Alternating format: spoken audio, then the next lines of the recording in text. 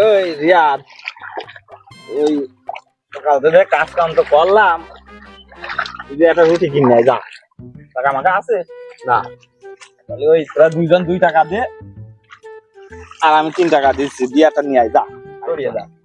তাহলে গেলাম, রুটিটা নিয়ে আসতে। হ্যাঁ, খাবার নিয়ে আসবি। এক রুটি সবাই ভাগ করে খাওয়াই। কলমদারে দিয়ে পাঠালাম, এখনো আসার খোঁজ নেই।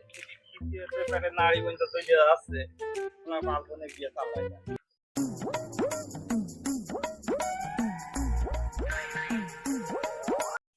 চাচা, রুটি নিয়ে চলে আসি, চলে এসো।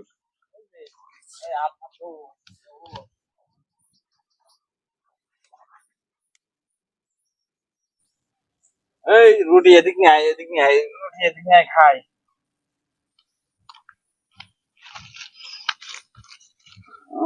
এই দে রুটি আমার কাছে। তুই কয় টাকা দিলি? 2 টাকা। 1 টাকা। তুই? 1 টাকা। তাহলে তোরা দুইজন অর্ধেক পাবি, অর্ধেকের একটু কম পাবি হিসেবে, আর আমি মনে কর বেশি পাবো। তাহলে আমার বেশি, তোকে তোকে একটু কম, বুঝলি? না, তা হবে না। ওই 3 জন একসাথে কাজ করছি, ওই রুটি অর্ধেক অর্ধেক ভাগ ভাগ হবে। আমাকে টাকা নেই তাই বলে তুমি আমাকে অল্প দিবা, তা হবে না।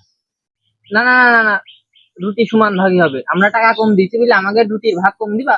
টাকা দিলাম বেশি, ওরা দিল 1 টাকা করে, আবার ওরা সমান ভাগ চাচ্ছে।